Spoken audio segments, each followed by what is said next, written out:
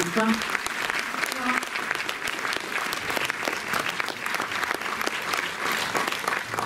Merci à toutes les deux d'être là, ça nous fait très très plaisir. Je viens de rater une tentative de conviction. J'ai essayé de convaincre l'ancien président de la République qui était là d'assister au film politique le plus joyeux et en même temps bousculant de l'année, quand même, aussi. Il n'a pas voulu rester. Ben, il devait... Oui, voilà. Mais c'était marrant. François Hollande était au Méliès à l'instant. On lance pas ce débat maintenant, on le fera après le film. Alors, revenons au film lui-même. Pour nous, c'était une priorité d'avoir La Fracture dans ce festival, je le dis comme ça. Parce que c'est un de mes gros coups de cœur cannois. Et qu'on avait envie de le défendre tôt.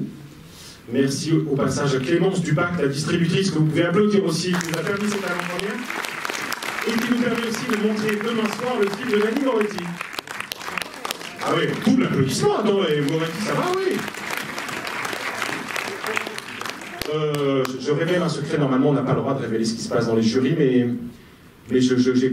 j'ai milité, ça sert à rien, je sais, mais pour que ce film ait la mention des salariés ASM, parce que j'ai été dans le jury, et ça me paraissait vachement important de saluer sa présence en compétition à Cannes par la mention de ce prix. Voilà, sachant que le prix est allié à Drive My Car, qui est un film, pour le coup, que je crois aussi très important dans l'année d'un autre grand cinéaste. Et de pouvoir accoler vos deux noms, moi, me paraissait un choix politique fort, en fait. Et en termes culturels, mais aussi en termes politiques. Merci, merci. Qu'est-ce que vous avez envie de dire avant la séance, l'une ou l'autre? L'une et l'autre. En fait, on n'avait pas prévu de venir, mais... Si, mais après. Oui, comme c'est vrai. Après, on n'avait pas prévu de présenter, puis comme on était là et qu'on m'a dit que la séance n'était pas commencée, je me suis dit, bon, on va quand même vous dire un petit mot. Donc, juste pour vous, surtout pour vous demander de rester pour le débat, parce que je n'ai pas tellement envie de parler du film avant, si ce n'est que vous allez voir que ce film me met un peu en scène avec aussi Elisabeth, à travers, j'allais dire, une situation politique un peu chargée, c'est-à-dire qu'on est un peu comme dans une cocotte minute. Enfin, je parle déjà trop, donc je ne vais pas en dire plus. Je vous souhaite une bonne projection, surtout, et surtout le fait qu'on se retrouve après, qu'on se parle et qu'on en débatte, parce que comme c'est les premières projections, ça m'intéresse beaucoup d'avoir des réactions du public. Et on ferme les portes. D'avoir votre sentiment. C'est ça qu'on voulait vous dire, c'est qu'après, vous ne pouvez pas partir. Voilà. Non, voilà, je voudrais juste remercier le Méliès qui fait tant pour le cinéma d'auteur. Voilà. Et moi, je tenais vraiment à vous dire que c'est très gentil. Voilà, on a besoin de vous, du public, et je trouve que c'est un travail remarquable. Merci beaucoup. On a besoin du public, et comme vous êtes là, c'est déjà super, parce que c'est vrai que ça remonte, mais doucement, doucement, doucement, et donc on a envie que le 27 octobre, quand le film va sortir, ça soit plein à craquer. Ça remonte aussi grâce aux distributeurs et aux cinéastes qui font l'effort de se déplacer, y compris avec leur productrice. Merci beaucoup à toutes les deux. Bonne question.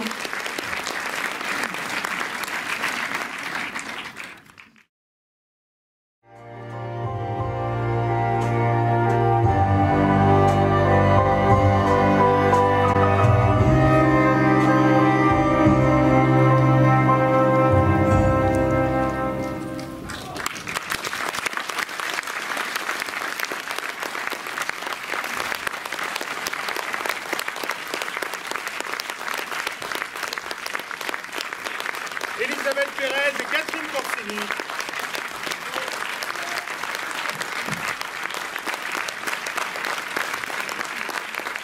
Le micro fonctionne, on peut essayer de la lumière en plus. Sinon, on va descendre d'un étage. Mais... Commençons là, du coup. Ah ben ça y est, pardon. Désolé. Je fais le grand saut. Ouais.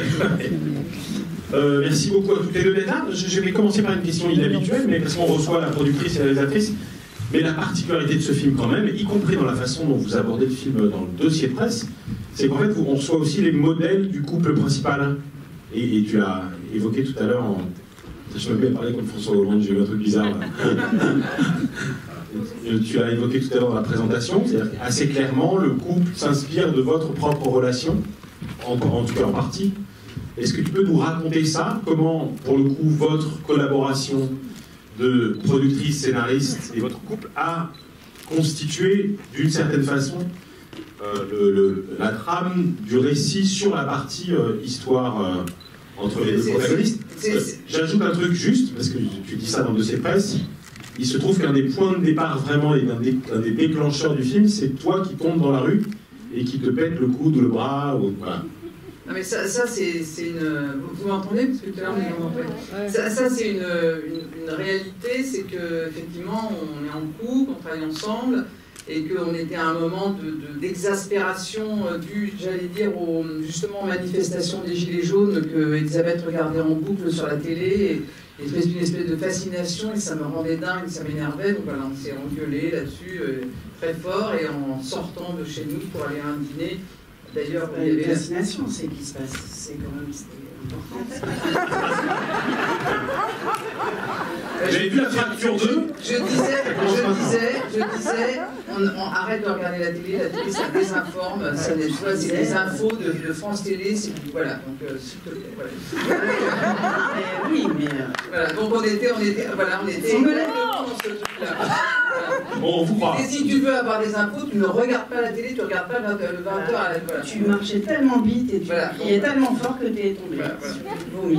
Donc ça, c'est une réalité. Après, il se trouve que si on repart un tout petit peu, enfin si on s'élargit un tout petit peu, je sortais de 2 films d'époque, je me disais qu'il fallait quand même que les cinéastes s'engagent, qu'on soit vraiment... Enfin, voilà, qu'est-ce qu'on voulait raconter du monde d'aujourd'hui. Je trouvais qu'on était à une période, on est à une période extrêmement complexe, etc. J'ai l'âge que j'ai, je me disais, mais où sont mes idéaux, mes envies, enfin, voilà tout ce dont j'ai rêvé, où on en est, quand je vois le fils d'Elisabeth, donc qui joue dans le film, la jeune génération, etc.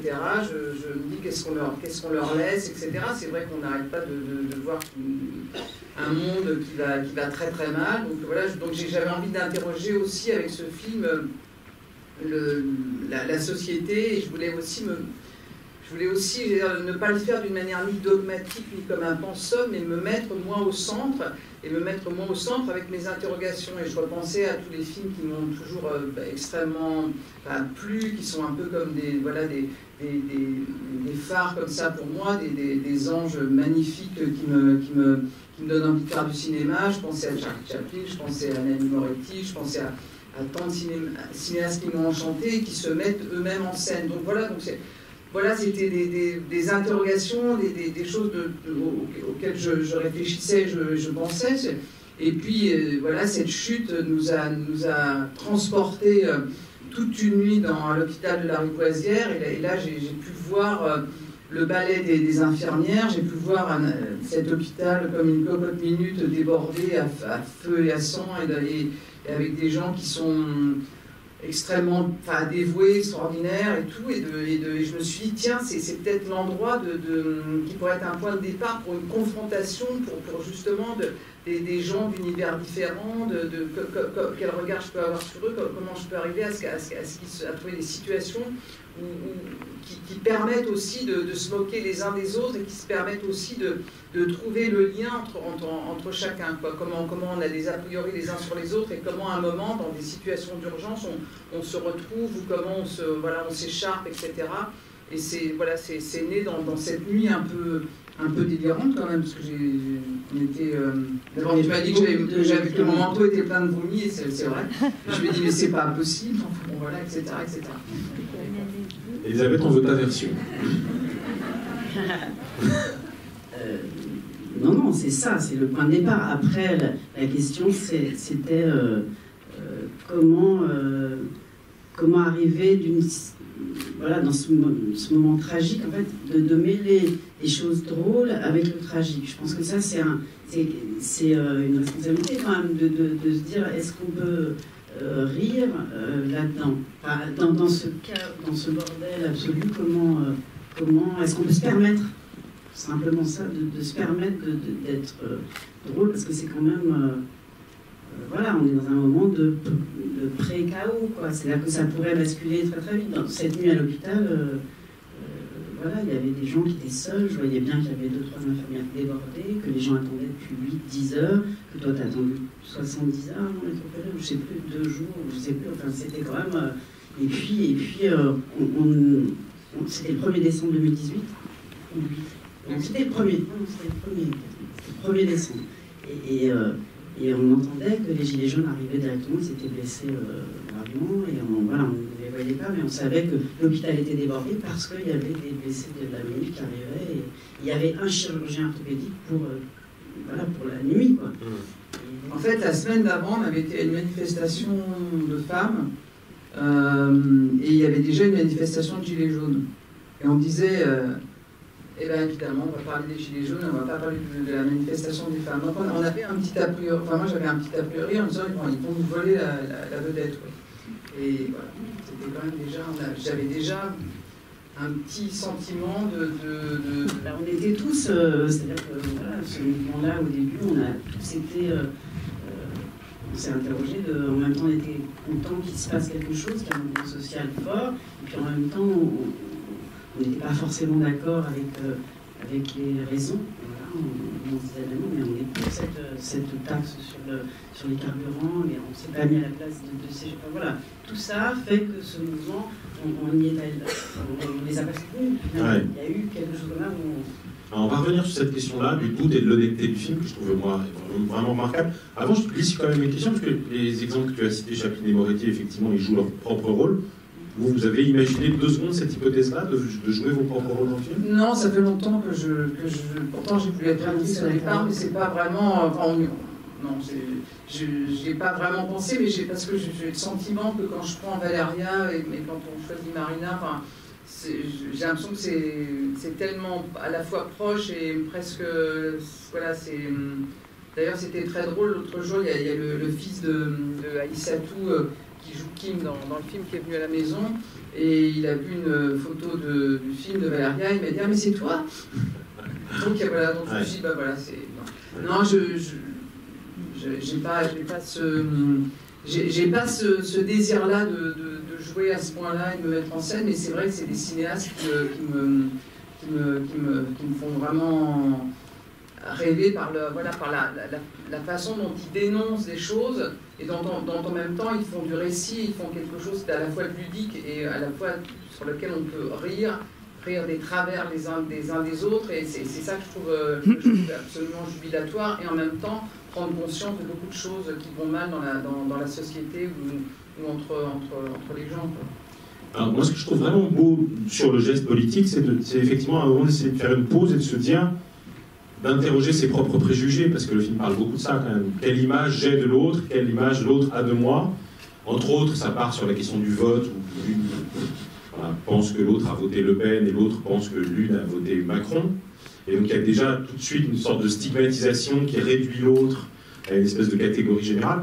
Mais en fait, ça se prolonge quand même beaucoup. C'est très nourri, cette question-là de l'image de l'autre, y compris jusqu'au don du dessin, qui est une façon de renvoyer à l'autre une autre image. Et en fait, moi, ce qui m'impressionne, c'est l'espèce d'honnêteté sur le point de vue de quelqu'un qui dit dans son propre film qu'il est, d'une certaine façon, possible de le percevoir comme une bourgeoise extérieure à ses problématiques sociales et politiques, et de faire en sorte que le film raconte la légitimité de prendre position sur ces questions et de prendre part au débat démocratique. Enfin, j'ai l'impression que le film est quand même beaucoup nourri par ce désir-là d'oser dire quelque chose sur la société française aujourd'hui, y compris en interrogeant d'où je parle. Je dis ça y compris en pensant à un autre film qui, d'une certaine façon, procède de la même manière, qu'on n'a pas encore montré, et peut-être dans le prochain programme, qui est Ouistreham, le film d'Emmanuel Carrère, où pour le coup, c'est vraiment aussi une interrogation sur qui est cette Florence Aubenas qui fait une enquête sur une classe sociale qui n'est pas la sienne. Est-ce que c'est possible de continuer à créer du lien entre des classes sociales aussi opposées? Et qu'est-ce que ça raconte d'elle, mais aussi de la société française, cette difficulté à communiquer entre classes sociales dans la France d'aujourd'hui? Ça ne fait pas tout à fait une question. Oui, non, j'écoute, ça m'intéresse.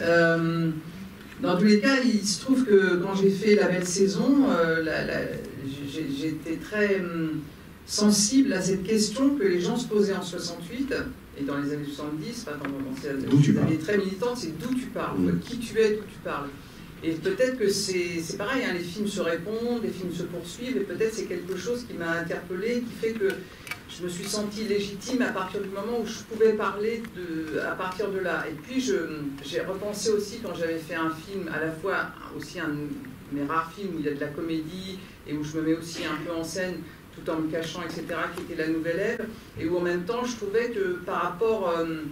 j'étais pas, justement, je me donnais trop le beau rôle et que je ne m'interrogeais pas assez, que j'allais pas assez loin justement dans la façon dont on pouvait aussi me taxer il y avait ce revers de médaille qui opérait pas complètement, je trouve, dans le film, et je voulais absolument cette fois-ci, que l'autre, quand tout d'un coup il commence à la remettre en question, ça soit vraiment quelque chose de plus viscéral et de plus important, et que je voulais vraiment qu'on y croie, que ça soit pas simplement elle qui ait raison sur tout. Et d'ailleurs, à la fin, ces deux femmes repartent plutôt réconciliées, elles tournent le dos, elles ont vécu une expérience, mais elles tournent quand même le dos à l'hôpital, elles ont l'air plutôt d'aller plutôt bien ensemble, et le reste continue, et ce qui continue est tragique. Donc c'est vraiment montrer que on peut ouvrir les yeux à un moment, on les détourne, et c'est un peu le sentiment que je peux avoir moi vis-à-vis du monde d'aujourd'hui, de comment on s'inscrit dans les luttes, etc. Donc c'est vrai que j'avais le souci sûrement de cette honnêteté. Après, est-ce qu'on peut faire des films en étant honnête? Est-ce qu'un cinéaste est quelqu'un d'honnête? C'est vraiment ça, c'est les grandes questions, puisqu'on manipule quand même les gens, on manipule par le récit, on manipule par... c'est quand même ça de faire du cinéma, donc c'est ce travail-là qu'il faut ajuster quand même, de façon à se sentir dans tous les cas...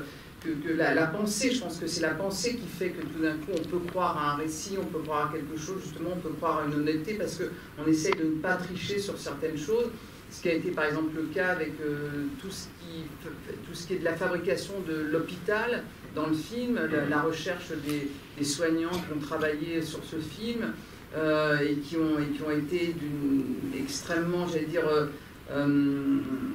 ils m'ont apporté cette vérité, c'est-à-dire que chaque scène qui est jouée avec eux, c'était ma question était tout le temps: est-ce que vous le feriez exactement comme ça? Est-ce que vous avez est-ce qu'on vous a donné, j'allais dire, les éléments pour travailler? Est-ce que les trucs marchent? Est-ce que c'est, est-ce que ça? Après, il y a, évidemment, dans le temps, il y a plein de choses qui sont des petites triches dans un cinéma de fiction, puisqu'on n'est pas dans du documentaire. Mais il y avait quand même ce souci de rendre une vérité, quoi. Et je pense que ça a contribué aussi à ce que les acteurs soient aussi dans un endroit où ils étaient ils étaient comme si c'était l'hôpital, quoi. Il y a pas, je sais pas comment dire, mais il y avait pas d'inégalité, puisque eux, ils arrivent avec leur connaissance de leur métier, les gestes, etc. Donc d'un seul coup, ça met les acteurs aussi... ils ne peuvent pas être au-dessus, c'est-à-dire qu'il y a de la maîtrise en face, donc ils sont à égalité. Donc ça, c'était, je crois que ça a beaucoup servi de film, quoi. Donc pour faire collectif, pour faire groupe. Il y avait aussi le fait qu'on a tourné exactement l'année dernière, et qu'on était en pleine deuxième phase de Covid, et qu'on était quand même dans une situation très compliquée, parce qu'on ne savait pas tous les jours si on allait continuer à tourner, donc ça crée quand même une espèce de tension qui nous unit, mais qui aussi nous fragilise. Et en même temps, qui a fait prendre... c'est-à-dire qu'on était au début du deuxième confinement, et on parle... on est dans un film où il y a des soignants, d'un seul coup, tout le monde s'est aussi senti investi de quelque chose. C'était important, encore plus, à ce moment-là, je crois qu'il y avait un engagement qui était assez incroyable de tout le monde sur le film. Oui, et surtout qu'on était avec des soignants qui travaillaient à l'hôpital en même temps, donc on ne pouvait pas, comme parfois sur des tournages, changer de jour, etc., parce que c'était très... quand tout d'un coup, je me souviens de vouloir refaire revenir des acteurs soignants, et il m'a dit, bah non, ils bossent à l'hôpital, c'est impossible, etc. Mais il y avait aussi le fait qu'on était tous logés à la même enseigne, c'est-à-dire qu'on était tous en train de se faire des tests, on était tous en train de faire attention, on avait tous l'angoisse de créer un cluster, parce qu'on était quand même dans un endroit, on a recréé un hôpital dans les locaux qui étaient de Airbus, et on était dans le sous-sol, donc on a complètement refabriqué, puisque au départ on voulait tourner une grande partie dans les ailes désaffectées d'hôpitaux parisiens, mais on n'a pas eu les autorisations, donc plus on tournait, plus même des choses qu'on devait faire à l'extérieur, justement dans des parties annexes, etc., de notre décor se sont cassés la gueule, donc on a réutilisé notre décor plusieurs fois, etc. Mais on était effectivement dans cette urgence aussi ensemble, et on avait tous, d'ailleurs à la fin de cette grande partie qui a été l'hôpital, et la première journée qu'on a tourné à l'extérieur, la journée où Valéria tombe, là on a appris qu'on avait 4 cas de Covid, donc on a dû s'interrompre pendant une bonne semaine, donc on était quand même... Voilà, plus la manifestation qu'on nous a interdit de tourner 5 jours avant, parce que ça c'était la préfecture qui nous a interdit, on ne sait pas pourquoi, c'était pas par rapport à des mesures sanitaires, c'était parce que, je ne sais pas s'il y avait des gilets jaunes ou quoi, mais enfin, dans tous les cas, alors qu'on avait l'autorisation de la mairie de Paris et de la mairie du 8e arrondissement, qu'on était dans une rue sans commerce, qu'on avait vraiment, enfin, qui n'était pas du tout... voilà, dans tous les cas, on a eu cette interdiction, donc il a fallu retourner 3 mois après. Enfin, voilà, donc le tournage a été quand même un peu chahuté, un peu par la situation sanitaire et par la situation aussi politique, puisque aujourd'hui, il y a une vraie peur de tourner gouvernement, voilà, les gilets jaunes, c'est une peur, et on a compris clairement qu'il ne voulait pas qu'il y ait, même dans un film, une manifestation fausse organisée pour un film de gilets jaunes. Comme si ça allait donner l'occasion à des gens de venir avec nous, et donc on a des manifestations. C'était quand même assez délirant. Mais donc on a pas que bien tourné pendant le confinement, c'était compliqué. C'est-à-dire que voilà, même la scène du café, c'était un dimanche matin, jour de confinement. La police a été appelée au bout d'1 heure et on a vu les CRS débarquer. Donc je pense que ça aurait été compliqué de toute façon de tourner une manifestation. On a eu les 2 fois en extérieur, on a eu la police, on a eu la BAC, on a eu, enfin, ils sont arrivés comme si on était en train de faire un hold-up. Enfin, c'était assez costaud, quoi. Alors, je m'arrête 2 secondes sur la façon dont tu mets en scène cette problématique des gilets jaunes. Si on essaie de retracer ce que dit le personnage et d'une certaine façon quel est le point de vue du narrateur et de la réalisatrice, il y a une espèce d'échappée poétique en fait sur la question du point de vue, parce que en fait le personnage va finir par affirmer que ce qu'il veut c'est que Macron vienne et lui parler d'homme à homme. Et on a effectivement beaucoup entendu ça dans la bouche de certains gilets jaunes, y compris interrogés par les grands médias. Et en fait, ce discours-là, tu l'as métamorphosé avec cette espèce d'astuce qui est non mais l'erreur, c'est de passer par au-dessus, il aurait fallu passer par en dessous. Et là, tout à coup, on s'embarque sur une espèce de truc à la fois poétique, imaginaire, et une espèce de réseau clandestin, et effectivement de soubassement, de figure du pouvoir aussi, et ça donne lieu à une image proprement poétique qui est le don du dessin, où on le voit avec le plateau, on dirait un truc de serveur d'ailleurs, mais c'est une bouche d'égout, quoi. Voilà. Donc je voudrais savoir comment toi, quels étaient les choix que tu avais sur la question de comment mon film va progressivement faire émerger un discours de gilet jaune, et comment, alors c'est mon point de vue de spectateur, hein, mais tu t'en sors d'une certaine façon par la puissance de l'imaginaire en fait, et une espèce de salut de l'oxygénation possible en fait, mais presque au corps défendant du personnage, parce que on sent bien que ton point de vue à toi, il est quand même un tout petit peu sceptique sur cette confrontation d'homme à homme. Déjà, moi, je trouve que la fiction, c'est ça. La fiction, c'est d'amener encore plus haut, justement, c'est d'essayer que les personnages se sauvent par quelque chose d'inattendu. C'est-à-dire que si j'avais fait un gilet jaune le caractère qu'on pourrait imaginer, qu'on a déjà vu, voilà, ça aurait été extrêmement terre à terre. Et il y a 2 choses qui m'ont amené aussi à cette image. D'abord, j'ai écouté un reportage et j'ai entendu un homme qui montait pour la première fois à Paris, et c'est la façon dont il parlait, dont il évoquait, j'allais dire, quelque chose de très très poétique, de très idéal, etc. Et puis après, il a subi, j'allais dire, un tir de LBD, et c'était tellement... Enfin, il y avait une émotion qui m'a vraiment... qui m'a brisé le cœur, mais parce que je trouve que souvent, la plupart du temps, et c'est pour ça que j'ai mis dans ce personnage de Yann, tout ce que j'y ai mis, c'est que c'est des gens qui veulent préserver leur travail, qui sont vraiment amoureux de leur travail. C'était ça beaucoup que je voulais montrer. Et puis, il y a une deuxième chose que je trouvais extraordinaire, et que c'est là aussi ça ramène de la poésie, c'est que je trouvais génial dans le mouvement des Gilets jaunes, c'est d'abord ce gilet. Pour moi, c'est le panache blanc, c'est un signe extrêmement fort. Je trouvais qu'il y a quelque chose voilà, c'est pas anodin. Et puis, c'est les ronds-points, c'est-à-dire prendre possession d'endroits qui ne servent à rien, qui sont vides, etc., et en faire des lieux de rencontre. Donc, je me dis, c'est des actes de création absolument déments.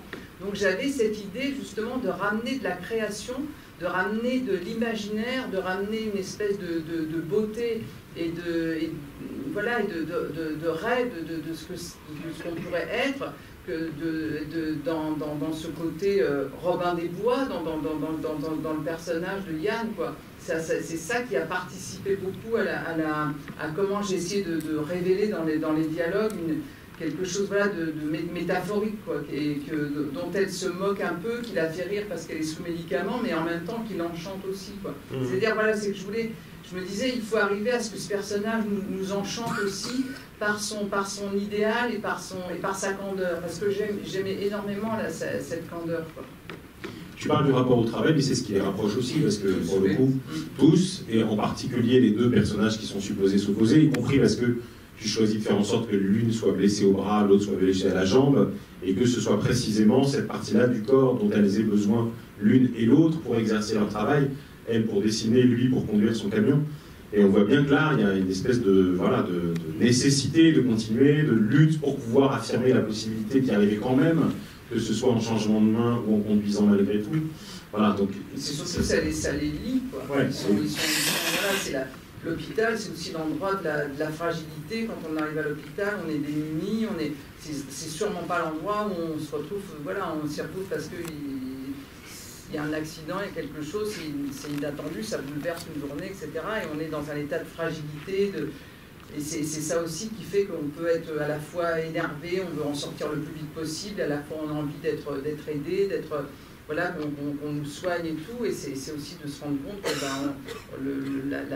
les soins, le temps qu'on doit prendre pour s'occuper de l'autre, aujourd'hui c'est démultiplié, voilà, on se retrouve dans des situations où les soignants courent après le temps et ils ne peuvent pas, voilà, se gérer ou s'occuper convenablement, j'allais dire, des gens. C'est ça aussi que ça montre, et c'est comment les gens, les personnes qui sont malades, etc., attendent, et qu'est-ce qui se passe entre eux, quoi. Et cette attente injustifiable par moments, compliquée, ou qui les angoisse, ou voilà, peut créer effectivement de la parole, du discours. Enfin, dans tous les cas, c'est ça que j'ai voulu essayer de trouver pour le film, quoi. C'est cette parole qui se libère dans cet endroit-là, à ce moment-là, quoi. Qui passe y compris par les textes écrits à l'arrière-plan. Il y en a beaucoup en fait, et c'est vachement beau parce que pour le coup, l'arrière-plan politique est très direct sur le sort de l'hôpital public, passe aussi par ses revendications, ses slogans, ces messages qui viennent donner une espèce de contexte et d'actualité très forte, et aussi de dimension revendicative à des choses dont on voit les répercussions concrètement dans le scénario du film. Et c'est ce que disent les soignants, et c'est ce qu'a encore dit un soignant il n'y a pas longtemps quand on a fait un débat, c'est que de toute façon, ils nous ont dit, quand il y a des manifestations, allez-y, parce que nous, on ne peut pas y aller, on est obligé de travailler, et c'est pour ça que c'est des slogans qui sont en arrière-plan, parce qu'eux, ils sont une bosse, quoi. Ouais. C'est ce que dit la petite Pat à Yann, et il dit, mais nous aussi, on est en grève, mais nous, on peut pas s'arrêter, quoi. Qui pose la première question, ou formule la première réaction? Ouais. Bonsoir, merci pour ce film. Je pose la première question parce que je dois me sauver, je suis assez pressé. Il y a juste, oui, il y a juste à la fin, quand Pierrot a son accident, alors que les deux jeunes femmes, elles vont partir presque un peu guillerettes, est-ce que cet accident, c'est pas aussi que le mouvement s'est complètement, largement cassé la gueule? C'est une métaphore du fait que le mouvement s'est cassé la gueule. Pour moi, dans tous les cas, ce qui était important, c'est que dans cette fin, c'est un seul et même mouvement, c'est-à-dire qu'elles, effectivement, elles s'envoient un peu guillerettes, on revient avec lui, et pour moi, on revient sur la figure, effectivement, du sacrifié, sur la figure vraiment emblématique de celui qui a tout perdu. C'était quelque part comme un chemin de croix de ce garçon qui est parti, j'allais dire, la fleur au fusil, avec cette idée d'en découdre et qui avait des revendications et qui avait une espèce de cette belle humanité qui est vraiment fracassée. Bon, mais ça, c'était pour moi très important de ce mouvement qui ensuite se termine sur le visage de Aïssatou. C'est intéressant comme interprétation. Oui.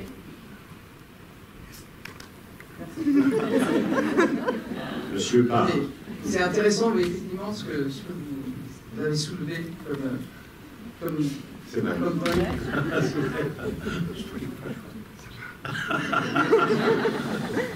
Ça va, tout le monde se connaît. Qui pose la deuxième question juste avant de partir? Alors moi j'en ai une sur la structure du film, ça m'a vachement frappé en le revoyant. Qui est un choc que je trouve extrêmement gonflé. Et j'avais pas totalement réalisé la première fois parce que j'étais très emporté par la dimension comique et politique en même temps, que je trouve réussi comme jamais par le cinéma français, pour être très clair. C'est le choix qui consiste à faire entièrement bousculer son film par l'invasion du hall et tout à coup, cette espèce de coup de théâtre où ça presse de l'extérieur. Et en fait, ce que je n'avais pas entièrement mesuré, c'est que tu mets en scène un truc vachement beau, c'est que ça bouscule le film lui-même et les hiérarchies internes. C'est-à-dire que les personnages principaux sont dégagés aussi. C'est vraiment comme si on poussait les portes, et puis là, en fait, tout ce qui constituait, y compris nos attaches avec le film, vont devoir se réinventer parce qu'il y a une espèce de priorité, et ça va mettre sur le devant de la scène des personnages qui étaient secondaires avant. Voilà. Et ça, je trouve que c'est un geste scénaristique et de mise en scène extrêmement fort, très casse-gueule, pour le coup, mais admirable. Merci. Non, mais c'est vrai que, et ça, je me souviens que j'avais dans ma tête, quand j'ai engagé les acteurs, parce que les acteurs, ils ont tous l'impression qu'ils vont être le rôle principal, ils viennent, mais voilà. Donc, et je savais qu'à un moment, moi, le rôle principal pour moi, c'était l'hôpital, quoi. Donc je savais qu'à un moment, cet hôpital allait, et c'est pour ça que j'ai aussi beaucoup soigné le casting de la figuration, de tous ces gens, etc. Pour moi, c'était eux qui allaient à un moment saisir le film, qui allaient eux embarquer le film, qui allaient être voilà, j'allais dire l'adrénaline du film. C'était tout d'un coup, voilà, on a nos histoires personnelles, on a les histoires intimes, on a les histoires qui courent comme ça le long du film, mais à un moment, tout ça est envahi, tout ça, c'est le cœur, et on lâche nos personnages, on les lâche complètement, parce qu'il y a une urgence qui est encore plus forte, parce qu'il y a quelque chose qui est encore plus, voilà, de toute façon on étouffe, comment on fait, et après c'est Marina c'est Julie qui va s'occuper un peu des gens, c'est Aïssatou qui ressort pour s'en... Voilà, c'est aussi comment les infirmières font corps les unes avec les autres pour s'en occuper, etc. Et comment les autres sont coincés dans leur box en se demandant ce qui se passe, en essayant d'appeler au secours, mais là où plus personne... Parce que la vraie urgence, il se passe toujours des choses de plus en plus graves, quoi. Et c'est vrai que je le percevais à l'écriture, mais c'était moins... comme j'ai toujours peur que les acteurs voilà, je l'avais un petit peu plus masqué, mais je savais que ça allait se... Voilà. C'était un peu rusé, mais c'était écrit. C'était écrit comme ça, et ça s'est vraiment déroulé... Dans l'écriture, l'objectif aussi, c'était de clore chaque histoire aussi, même si l'hôpital et depuis le début, tu voulais que ça se termine sur le visage de Kim, ça a été un choix dès le départ. Mais il fallait aussi arriver à finir chaque histoire d'une certaine manière. Surtout que le personnage de Kim, il arrive, ça aussi, c'était compliqué à l'écriture et des fois au montage. C'était parce qu'on part avec les filles, on part avec Yann, et puis Aïssatou, enfin Kim, elle arrive vraiment un peu en troisième couteau, puis elle prend la place progressivement pour arriver à, j'allais dire, justement, elle n'est pas tout de suite là. Et des fois au montage, on me dit « Ah, mais pourquoi il n'y a pas une scène avant avec elle ?» Pourquoi ça. Mais voilà, moi je voulais que les choses arrivent en glissant, quoi. C'est aussi parce qu'Aïssatou, elle est devenue actrice pendant le film, c'est-à-dire qu'il y a une progression, elle, de son jeu de jour en jour. Il faut juste redire qu'elle est soignante, en fait, elle n'est pas du tout actrice. Elle est du tout actrice, elle est stupéfiante. On a hésité quand même, casting, ça a été plusieurs rendez-vous, séances de travail, etc. Parce que voilà, il y avait quand même des choses qui n'étaient pas acquises au début et qui se sont... Voilà, elle a découvert des choses d'elle et elle est devenue actrice, elle s'est révélée pendant le film. C'était super beau. Donc c'est aussi peut-être ça aussi qui a contribué au fait qu'elle a pris une place aussi de manière très tranquille, très sereine, très discrète, mais assez imparable. C'était c'est-à-dire qu'elle a joué la partition que je rêvais, mais je n'étais pas sûr quelqu'un, enfin de non-acteur en plus, que quand je l'ai choisi, puisse y arriver, parce qu'elle était beaucoup moins...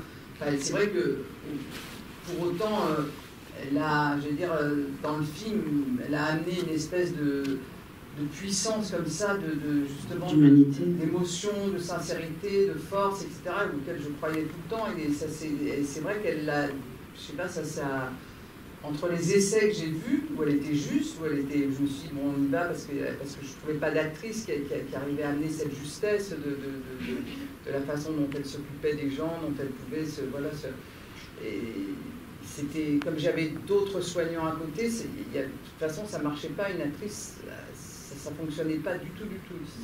Et donc, c'est vrai qu'il y avait quelque chose déjà de formidable dans ce qu'elle a amené quand je l'ai choisie. Mais pendant le tournage, voilà, quand on a une Valéria qui en plus, je veux dire par moments brode, où on fait Aïssatou arrivait et arrivait tout de suite à lui dire les stops, on arrête, enfin, je sais pas, elle avait cette autorité, j'allais dire, qui me fonctionnait tout à fait, quoi. Pardon, je vais te dire un truc, mais t'as échoué quand même. Hein? T'as échoué. Échoué? On peut pas imaginer 2 secondes qu'elle n'est pas actrice tellement elle est bonne. Bonsoir.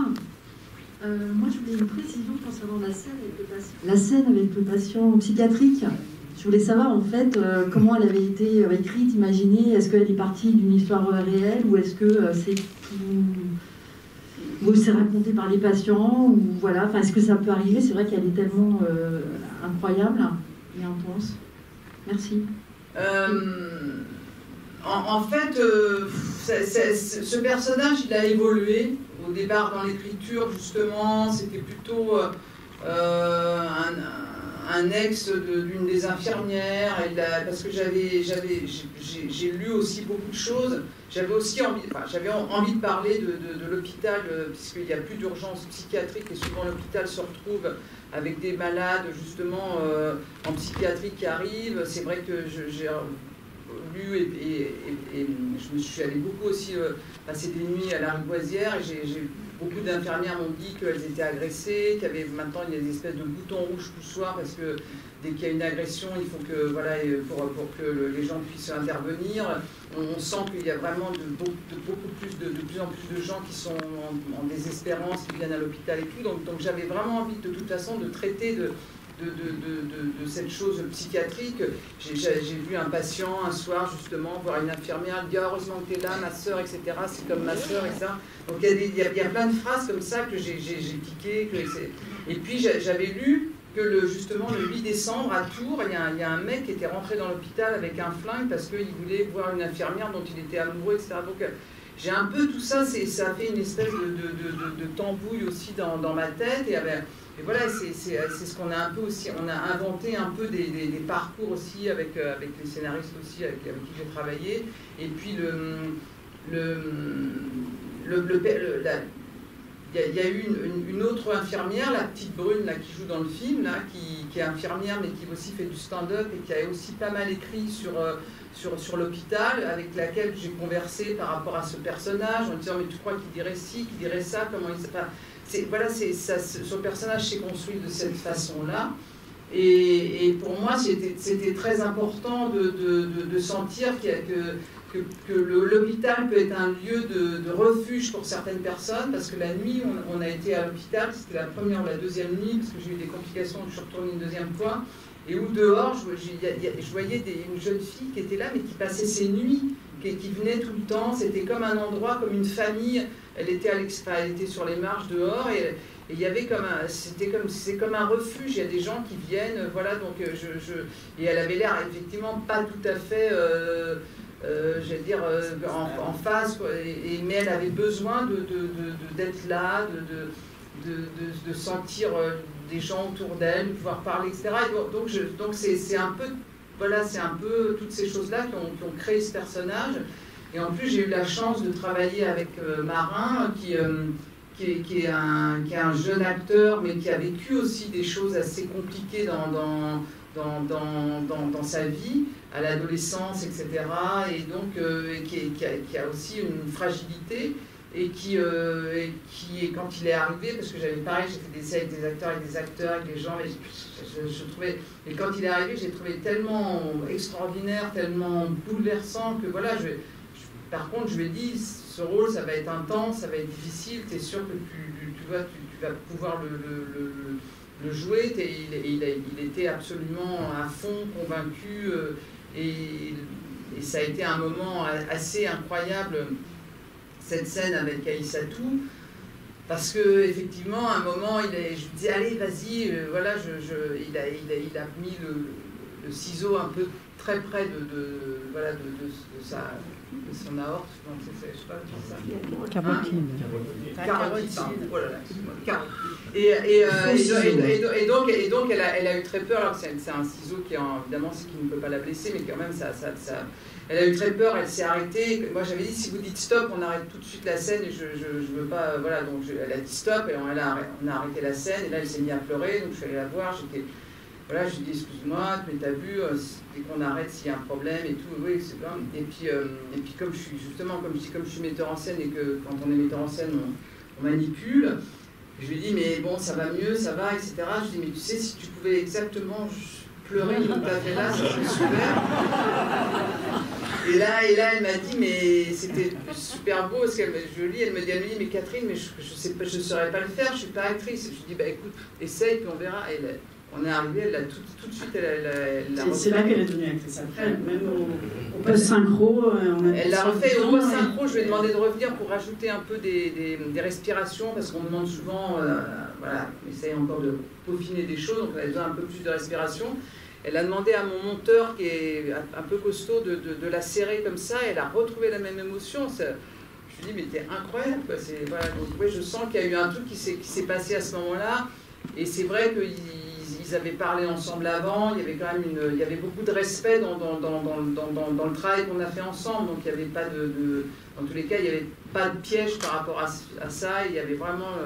mais voilà, ça a été un moment incroyable d'émotion, elle était assez surprise même de faire ça, mais c'était voilà, c'est assez fort, quoi. Alors on a parlé de plein de choses, de la dimension politique, mais il y a une dimension qu'on n'a pas complètement abordée, c'est la dimension comique, qui est quand même vraiment très présente.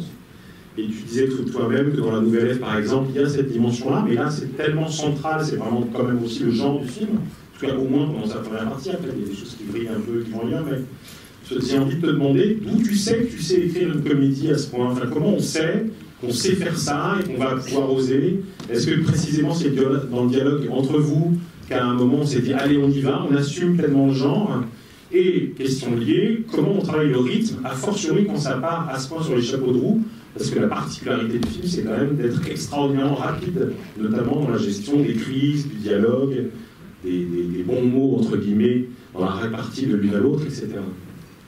Bah déjà, Elisabeth, toi, tu avais très envie que je refasse... Au départ, oui, c'était ça l'envie, d'essayer de retrouver l'espèce d'irrévérence qu'il y avait dans La Nouvelle Ève et de partir dans cette direction. Mais après, c'est ça, j'ai trouvé cette idée de l'hôpital, mais comment faire rire dans ce... Voilà, avec cette avec la souffrance, est-ce qu'on peut se permettre ça, quoi. Et peut-être le scénario, enfin le film est plus drôle que le scénario. Enfin, après, il y a les acteurs qui amènent leur univers. Il y avait des scènes drôles dans le scénario, mais je pense que le résultat est peut-être plus drôle que ce qu'on pouvait imaginer à la lecture. Après, il y a le choix des acteurs. Hein. C'est vrai qu'il y avait des scènes étaient drôles, parce que par exemple, je parlais avec Pio. Quand je l'ai choisi, il était très emballé, lui il était très sur le texte, il était très sur les ruptures, il était de toute façon pour lui il y avait un vrai truc de comédie, etc. Donc voilà, Valéria elle est beaucoup plus déstructurée, donc elle amène voilà, elle retombe toujours sur ses mais elle est tout le temps proche de ce que veut raconter la scène, etc. Mais elle est tout le temps pleine de surprises. Et comme j'avais dit aux acteurs, sortant de 2 films qui étaient très écrits, où ils ne pouvaient pas changer une virgule, je leur avais dit là, si jamais vous débordez, allez-y. Et puis c'est moi qui dirais là, ça va trop loin, là on arrête, là c'est comme ça, etc. Donc chaque prise, on essayait. Puis comme je voulais que ça soit tout le temps en mouvement, tout le temps vivant, parce qu'on est quand même dans un endroit où on attend, ça bouge pas, l'autre qui est allongé, l'autre qui est sur sa chaise roulante, pour créer du mouvement, il faut quand même... D'où la caméra à l'école. Mais c'est un film de parole, c'est un film voilà, la scène, par exemple, sur vous avez voté Macron, nana, etc., elle est très écrite. Et puis à un moment, elle me dit, mais moi, il me manque un truc, il me manque un moteur pour que ça aille plus loin, quoi. Donc à un moment, on a rajouté le truc de l'âge, et puis du truc de l'âge, c'est parti qu'elle lui a foutu une... Voilà, les choses ont monté, quoi. Les choses ont monté, ils ont trouvé aussi des... mais la scène de l'accouchement, il y a les dialogues aussi étaient déjà très présents, très là, dans des choses autres. De toute façon, il y avait des scènes où je me disais... Comme je voulais montrer aussi l'absurdité de cet hôpital, mais je voulais pas effectivement faire un documentaire, mais je voulais montrer que cette folie de l'hôpital, donc la scène de l'accouchement qui est complètement baroque et dingue, et c'est vrai que j'ai lu aussi, j'avais vu qu'il y a des gaz lacrymaux qui étaient lors du manif qui étaient rentrés dans les chambres d'une maternité. Donc c'est aussi toutes ces choses-là qui misent ensemble, et puis les nuits dans les hôpitaux, elles sont folles, elles sont délirantes. Et il y a des situations qui peuvent être très drôles, qui peuvent même la scène de la vieille dame quand elle dit voilà, mais où je suis, etc. Mais non, je suis pas. Enfin, c'est des choses émouvantes, mais qui sont toujours à la limite de faire sourire, quoi.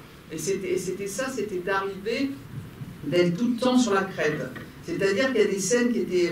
Le film, il n'a quasiment pas bougé dans sa structure, et même il est très proche du scénario. C'est-à-dire qu'il y a vraiment... C'est quasiment... il y a peut-être un moment qu'on a déplacé, mais on a quasiment resté... Mais par contre, on a tout resserré pour justement donner cette impression comme ça et de rapidité, et de tension, et de choses, et de garder des choses qui sont à la fois drôles mais aussi émouvantes, parce qu'il ne fallait pas que les personnages paraissent non plus, il ne fallait pas que Pio soit, que ça soit trop en colère, sinon il devenait désagréable, il ne fallait pas qu'elle soit trop, parce que sinon elle devenait un peu donc c'était toute une question de dosage, de lissage. J'avais l'impression d'être vraiment comme un sculpteur au montage, avec Frédéric Bayesh, de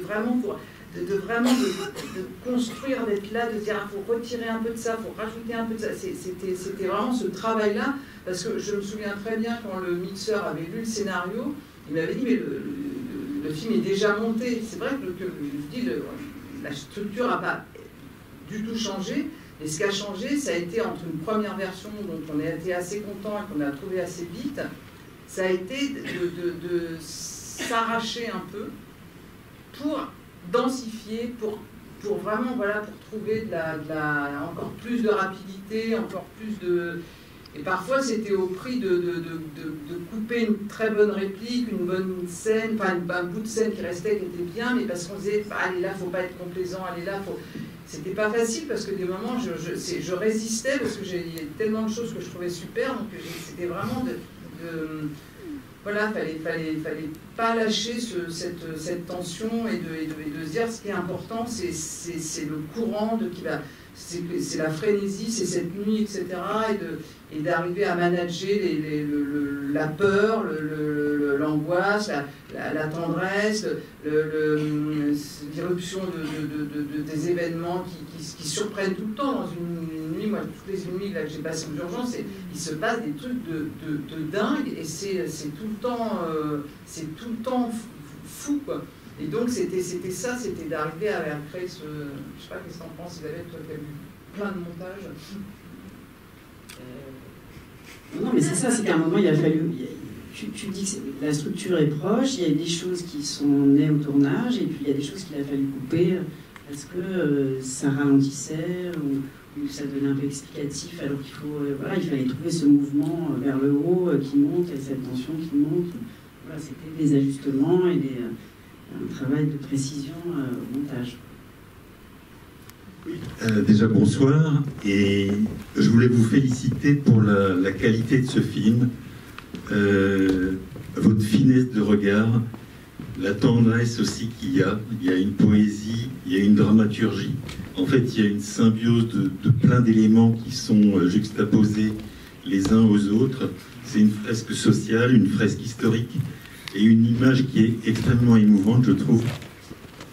Je vous en parle d'autant mieux que ça fait 3 ans que je suis moi-même en fréquentation de beaucoup d'urgences, ou souvent, et je trouve que le théâtre des urgences Et c'est vrai que c'est une cour des miracles, mais que vous traitez avec beaucoup de subtilité. Et comme vous le décrivez, il y a à la fois l'énergie des acteurs qui sont superbes, qui traduisent avec émotion, avec tendresse aussi. D'un point de vue du malade, je trouve qu'on a parlé beaucoup des soignants, mais de point de vue du malade, ce qui est intéressant, c'est de voir que le malade lui-même peut prendre du recul par rapport à son mal, en rire, parfois, ce qui est assez comique en soi. Et je trouve ça particulièrement intéressant aussi, c'est de voir les limites de chacun dans sa posture. Et ce que je voulais souligner pour finir, c'est que le choix de votre musique à la fin, il est particulièrement réussi, parce que je trouve que c'est une note dans un film qu'on aurait pu voir au départ comme quelque chose de très dur, de très noir, qui vous fait échapper à toute cette mélasse, en fait, toute cette difficulté à vivre. Et puis bravo aussi pour vos choix des mots. La fracture, qu'elle soit sociale, qu'elle soit réelle, comme une blessure, ça en dit long aussi.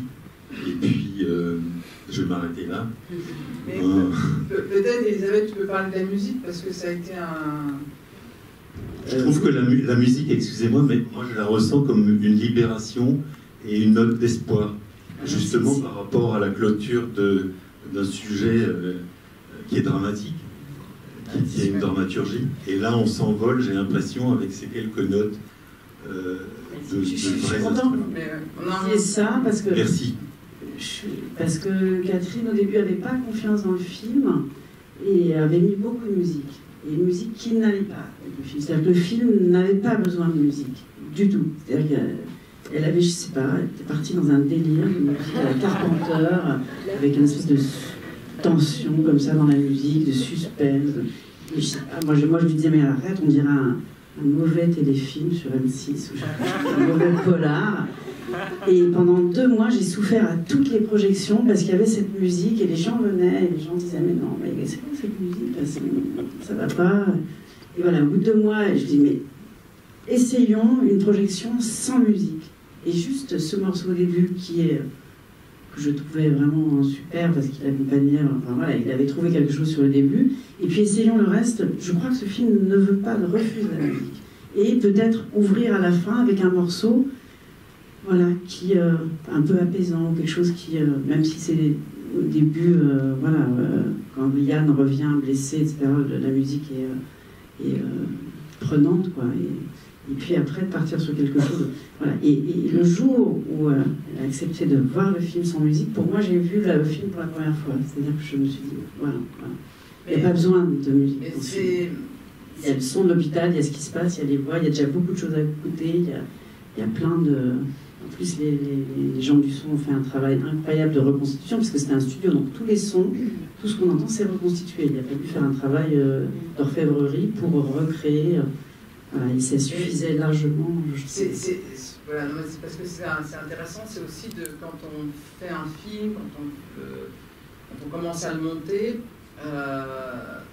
effectivement, c'est la croyance qu'on a tout d'un coup, parce que on met beaucoup d'énergie à tourner, on met beaucoup d'énergie à chercher cette vérité, à trouver les scènes, bousculer tout le monde en respectant, mais en bousculant quand même. C'est ce que je disais toujours à tout le monde. Je disais, voilà, il y a un moment, je vais dépasser, ce qui va faire, je vous sorte un peu de votre endroit. Voilà, donc il y a tout ce truc, même avec les techniciens et tout. Puis à un moment, on est devant ces rushs, on construit le film, on fait un premier montage, on est là, et après c'est la croyance qu'on a dans ce qu'on fait. C'est-à-dire que moi j'ai des grands moments de doute, et quand je commence à finir une première version, deuxième version, j'ai l'impression c'est une catastrophe, que ça va pas, que je trouve tout nul à chier. Enfin, c'est compliqué. Donc la musique aide beaucoup à... Et puis c'est aussi chercher le... Je me disais, est-ce que c'est si ça, je sais pas comment le dire. Donc la musique était un espèce de béquille. Ouais, ouais, j'avais des bonnes béquilles et j'avais pas envie de les lâcher parce qu'elles m'aidaient bien à me faire confiance.